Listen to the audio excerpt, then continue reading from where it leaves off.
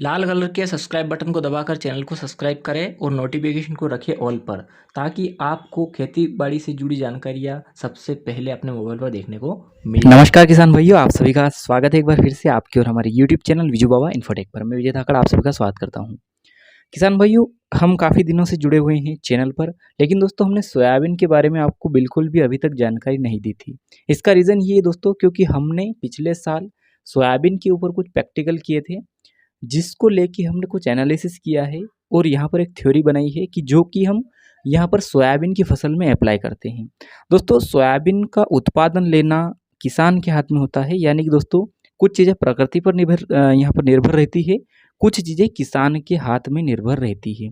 तो आइए समझते हैं कि यहाँ पर हमें सोयाबीन की फसल में उत्पादन बढ़ाने के लिए हमारी जो यहाँ पर खेती से जो कमाई है उसको थोड़ा-सा इम्प्रूव करने के लिए हमें कौन-कौन सी नॉर्मल सी सावधानियाँ हमें रखनी हैं।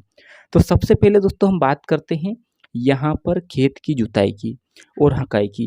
किसान भाइयों, सबसे महत्वपूर्ण बात यहाँ पर सोयाबीन की फसल में हो जाती है कि आप जब भी गर्मी के समय में यहाँ पर खेत की हकाई जुताई करें तो वो गहरी और जोरदार तरीके से होना चाहिए। अगर गहरी जुताई आप यहाँ पर करते हैं गर्मी के समय, यानी कि जब हमारी खरीफ की सीज़न निकलती है उसके बाद अगर अच्छी जुताई करते हैं तो आपकी सोयाबीन में गडल बिटल की समस्या बहुत कम देखने को मिलेगी। यह पहला हमारा अनुभव रहा है। वहीं दोस्तों, जब हम यहाँ पर बोवनी कर देते हैं, सोयाबीन जब हम बोते हैं उस समय आपको यहाँ पर एक जो है उपचारित किए हुए बीज से सोयाबीन को यहाँ पर बोना है।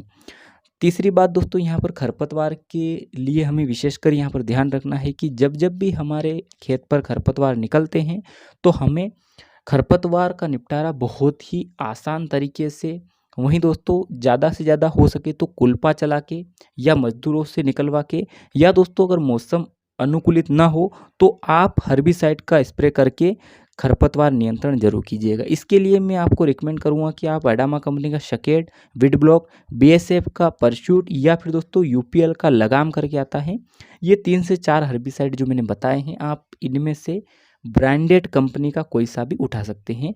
चारों के रिजल्ट बेस्ट हैं।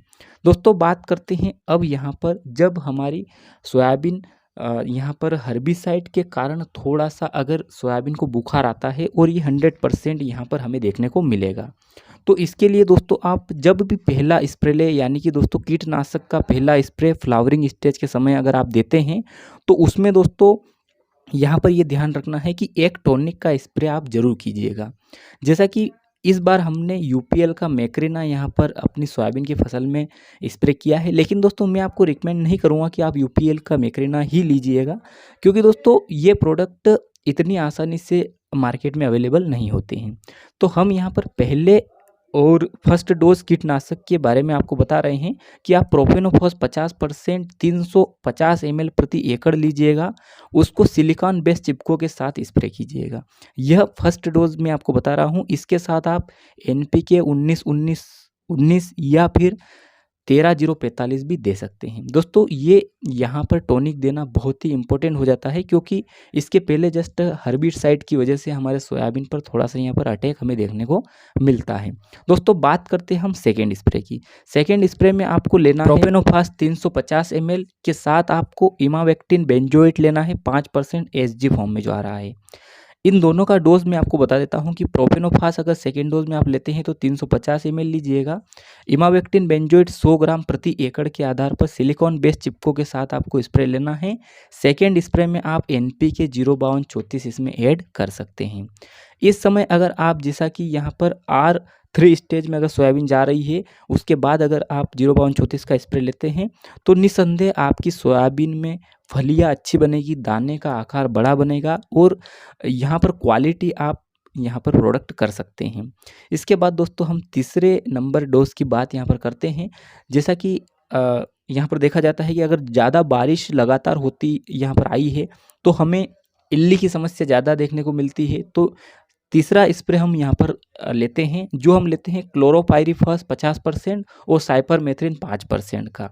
दोस्तों ये आपको एक ही प्रोडक्ट में मिल जाएगा, तो दोनों का डोज 350 ml रखना है, यानी कि क्लोरोपाइरीफॉस 50% और साइपरमेथ्रिन दोनों टेक्निकल एक ही दवाई में आपको मिल जाएगा, वो आप लीजिएगा 350 ml प्रति एकड़। इसके साथ दोस्तों फ्लूबेंडियामाइड 20% आता है, जो आपको लेना है 100 ग्राम प्रति एकड़। सिलिकॉन बेस्ड चिपको के साथ तीसरा स्प्रे हमें लेना है, और दोस्तों इसके साथ आप 0050 का स्प्रे ले सकते हैं। किसान भाइयों, ये तो यहाँ पर इंसेक्टिसाइड की बात हुई, जो आप यहाँ पर प्रयोग करके काफ़ी अच्छा इम्प्रूव सोयाबीन की फसल के अंदर आप कर सकते हैं। अब दोस्तों इतना यहाँ पर अगर आप मैनेज करके चलते हैं तो आपको अच्छा सा अच्छे तौर पे यहाँ पर प्रोडक्शन मिल सकता है। लेकिन दोस्तों कुछ किसानों के खेतों में एक फंगस की शिकायत आती है, तो मैं यहाँ पर आपको फंगिसाइड के तौर पे यहाँ पर रिकमेंड करूँगा, क्योंकि जो फंगिसाइड मैंने चूज़ किया है ये लगभग सभी वेराइटियों में अच्छे कारगर साबित हुए हैं। तो किसान भाइयों, जब भी आप सेकेंड स्प्रे लें तो उसमें फंगिसाइड के तौर पे टेबुकोनाजोल, जो बायर कंपनी का फोलिक्यूर आता है, वो आप ले सकते हैं। इसके स्थान पे दोस्तों अगर आपने बेसल डोज में सल्फर की मात्रा ऐड नहीं की है और मैक्सिमम तौर पे किसान नहीं करते हैं, तो आप स्वाधीन का फंगिसाइड भी यहाँ पर ले सकते हैं, जिसमें सल्फर और टेबुकोनाजोल दोनों इंक्लूड किया गया है। वहीं दोस्तों एक यहाँ पर अच्छे जो रिजल्ट हमें देखने को मिले हैं, BASF कंपनी का बनाती है प्रक्यासर करके एक फंगिसाइड अभी आया है मार्केट में, जो कि काफ़ी प्रचलित है। उसको भी आप यहाँ पर फंगिसाइड में सेकेंड स्प्रे में जो है स्प्रे ले सकते हैं। सो किसान भाइयों, ये कुछ सामान्य सी जानकारी थी। ये जानकारी इतनी ज़्यादा नई भी नहीं है, जो वर्तमान समय में जो किसान खेती करते आए हैं उन्हें इन जानकारियों के बारे में अच्छे से पता होगा। लेकिन दोस्तों कुछ किसान हैं हमारे जो नई टेक्निक के आधार पर खेती करना चाहें, तो वो ये शेड्यूल यहाँ पर फॉलो कर सकते हैं। सो किसान भाइयों, मिलते हैं फिर अगले वीडियो में। जय हिंद, जय भारत।